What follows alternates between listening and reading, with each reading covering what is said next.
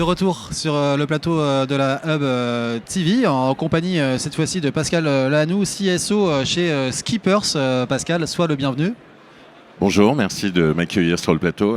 Merci à toi de nous rejoindre. Alors du coup, est-ce que tu peux tout simplement, pour introduire notre échange qui va être l'interview immersive, je vous préviens, maintenant ils commencent à être un peu habitués, nos amis dans l'audience. Est-ce que tu pourrais nous présenter tout simplement Skippers, s'il te plaît ? Skippers, c'est très simple, c'est une plateforme avec un ensemble de solutions dédiées à l'engagement client. Chez Skippers, nous accompagnons les marques à créer de la valeur par et pour le client. Concrètement, c'est par le biais d'avis clients que nous allons collecter, d'ailleurs avec le label Avis Vérifié. Ce sont aussi des vidéos créées par des consommateurs qui vont décrire l'usage d'un produit, mettre en avant ses qualités. C'est aussi ce qu'on appelle des consommateurs influents, des nano et des micro-influenceurs qui vont générer des contenus pour les marques, pour développer leur reach, leur visibilité, mais aussi tous ces contenus sont là pour booster la conversion. Encore une fois, dans les parcours clients, on a aussi, toujours dans cette logique de créer de la valeur par et pour le client, une plateforme d'analyse et de pilotage de l'expérience client. Donc ça s'appuie sur des surveys, des enquêtes, et tout ça est connecté à une Customer Data Platform prédictive qui s'enrichit du ressenti client et qui permet aux marques donc de déclencher des triggers marketing hyper individualisés. Donc tout ça est vraiment centré autour du consommateur, du client, et on est là pour aider les marques à créer de la valeur par et pour leurs clients. On y reviendra d'ailleurs un peu plus tard, un peu de teasing sur ce visage, cet humain derrière le client-centric. Ça fait partie de votre ADN, hein, c'est ça? Exactement. Ouais. Alors, c'est très intéressant d'avoir votre point de vue, je pense, sur les tendances, un peu le panorama des tendances que vous avez détectées chez Skippers ces 2 dernières années, en particulier pendant la pandémie. Quelles ont été ces tendances? Est-ce qu'elles se sont bouleversées? Est-ce qu'elles se sont accélérées? Quelles sont-elles? Et puis, petite ouverture sur la sortie de crise. Est-ce qu'elles vont perdurer? Qu'est-ce que vous identifiez chez Skippers, Pascal? C'est une séance de voyance en fait, du coup, sur la fin. Alors déjà, si on revient sur les 2 dernières années, qui en effet sont particulières, le comportement des clients, des consommateurs, des internautes a été profondément bouleversé. Il y a une étude de McKinsey d'ailleurs qui a mesuré que 75% des consommateurs ont transformé leur comportement. Pourquoi? Tout simplement parce que des millions de consommateurs ont été digitalisés de force déjà. Pour certains, c'est la première fois qu'ils commandaient en ligne. Pour d'autres, déjà très digitaux, ils se sont retrouvés à acheter pour la première fois de leur vie des produits ou des services qu'ils n'avaient pas l'habitude d'acheter en ligne. Si je prends mon exemple, j'ai acheté de la peinture en ligne pour la première fois de ma vie pendant le premier confinement. Et tout ça, ça appelle quoi en fait? C'est-à-dire qu'il y a eu ce besoin de réassurance de la part des clients déjà. Quand je parle de réassurance, c'est de la preuve sociale. C'est ce que, cette pandémie a exacerbé, c'est cette défiance, en tout cas, vis-à-vis des discours top-down des marques et ce besoin, en tout cas, d'avoir accès à des contenus générés par d'autres clients, d'autres consommateurs.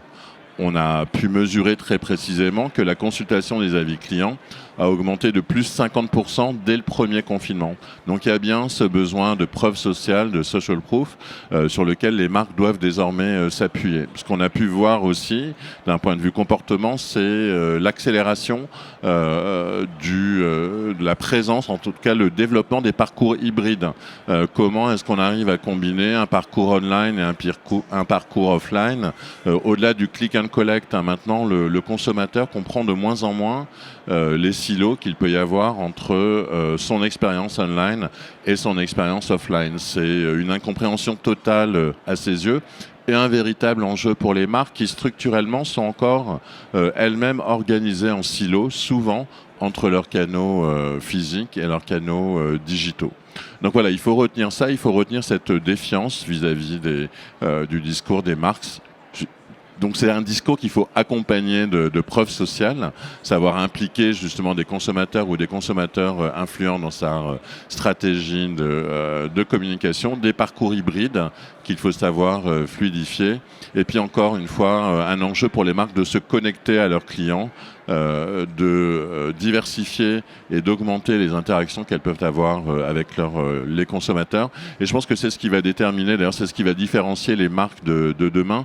Ce sont celles qui, à la fois d'un point de vue quantitatif et qualitatif, sauront mettre en place une stratégie d'interaction directement avec leurs clients qui leur permettra de sortir du lot. Vers plus d'horizontalité aussi vis-à-vis des consommateurs et également cette omnicanalité dont on parle régulièrement mais qui doit se transformer dans les faits. Plus d'hybridation, plus de silotage. Des preuves, pas des promesses. Exactement, donc ça nous va bien nous Hub, ce type d'approche et c'est plutôt notre mindset à 100%. Alors j'ai envie de dire justement des preuves. Allons-y. L'expertise par la preuve, c'est ce qui nous intéresse aussi dans cette interview immersive. Alors, au vu des tendances que vous avez étayées, qui se sont bouleversées, quel projet en cours ou à venir avez-vous pris en main du côté de Skippers et qui ont eu forcément des challenges inhérents à ce qui s'est passé avec la pandémie que vous avez réussi à soulever ?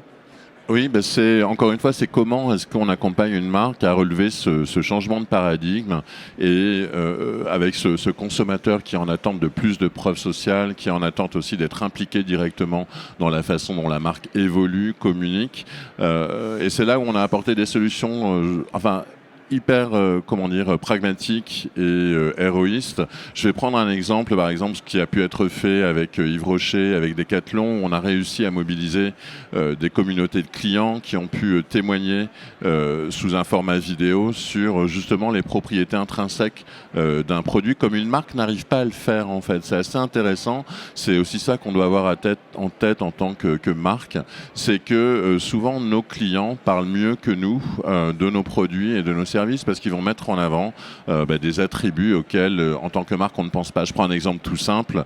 Quand on habite, par exemple, dans un appartement parisien qui est assez petit, on va être très sensible à la notion de facile à ranger, facile à nettoyer, etc., etc. Et les marques, typiquement, ce type d'attributs, ce sont des attributs que les marques ne mettent pas en avant. Quand on met des vidéos, encore une fois, en ligne sur des fiches produits, sur un site e-commerce, on observe immédiatement une augmentation du taux de conversion. Ça va de plus 6, plus 8 et même au-delà % de l'amélioration du taux de conversion avec ces vidéos. Qui enrichissent les fiches produits. On va avoir la même chose aussi avec des UGC générés par des consofluenceurs, donc des nano et des micro-influenceurs qui vont utiliser en conditions réelles un produit, un service, communiquer dessus sur les réseaux sociaux.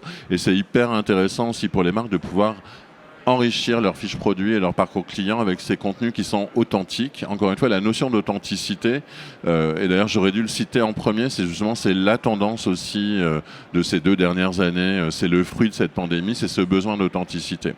Et donc on se dit plus 6%, plus 8%, ça va même beaucoup plus loin quand on voit les avis clients. Encore une fois, dans tous les secteurs, c'est ça qui est passionnant. On a pu observer aussi avec Total Direct Energy que par exemple pour de l'énergie, on ne se parle pas d'appareils domestiques, les avis clients ont un impact qui est vraiment décisif pour une telle marque. C'est plus 40% de trafic SEO grâce aux avis.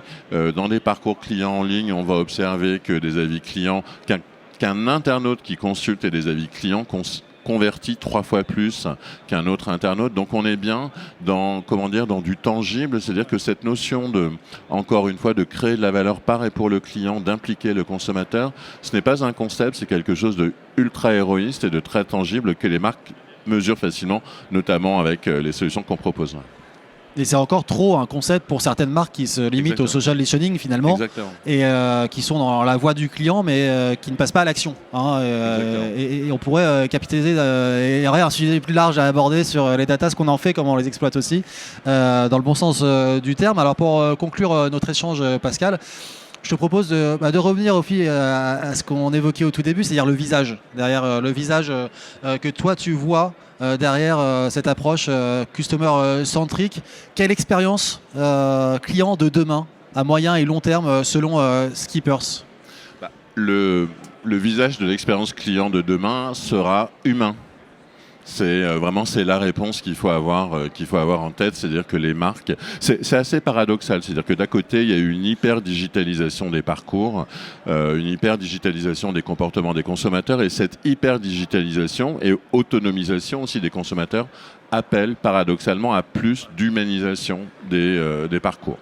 Et c'est là où on a des tendances très fortes qui émergent, voire même qui explosent aujourd'hui. J'en prends une, c'est le live shopping, où on est en train de se reconnecter là aussi avec les clients, avec un visage en humanisant le parcours, avec des taux d'engagement, de conversion qui sont beaucoup plus élevés que les parcours classiques. On va avoir aussi, comment est-ce qu'on peut humaniser ces parcours ? Je l'ai évoqué, ça peut être par l'usage de vidéos authentiques générées par des clients, bien sûr, les avis clients. Et il y a une autre notion aussi qui est importante pour cette humanisation de l'expérience client qu'il faut avoir en tête. C'est aussi, les marques sont contraintes demain à se penser décentralisées. C'est vrai qu'on parle beaucoup de décentralisation du web aujourd'hui quand on parle de blockchain, etc., mais c'est aussi une façon pour les marques de se concevoir, c'est de se dire que aujourd'hui et encore plus demain, ce n'est plus uniquement via son site et via son application mobile, même son parcours offline qu'on va vendre, c'est aussi grâce à tous les touchpoints, encore une fois, que vont utiliser vos consommateurs. Savoir se vendre sur Messenger, savoir se vendre via WhatsApp. Encore une fois, la tendance de fond, c'est le customer, le client, qui est le nouveau canal de vente, pas uniquement de communication et de vente. Et donc, ça veut dire qu'il va falloir lui mettre à disposition des outils qui permettent, les marques vont devoir mettre à disposition de leurs clients des outils qui permettent de vendre en fait avec des contenus qu'on appelle shoppable, c'est-à-dire à partir desquels des vidéos, des contenus textuels ou autres ou visuels à partir desquels on peut acheter directement. Cette notion de se concevoir de façon décentralisée pour les marques et de s'humaniser est décisif pour les 5 prochaines années à venir. Ouais. Tu as effectivement développé quelques assets. Plus globalement, c'est le social commerce, commerce social, disons-le comme on veut. Mais vraiment, c'est customer as a channel qu'il faut avoir en tête. Ouais. Message passé et retenu. Merci beaucoup Pascal pour ton intervention. Merci à toi, On était ravis de t'accueillir et on te souhaite une belle suite d'expériences Web D. Merci. Au revoir.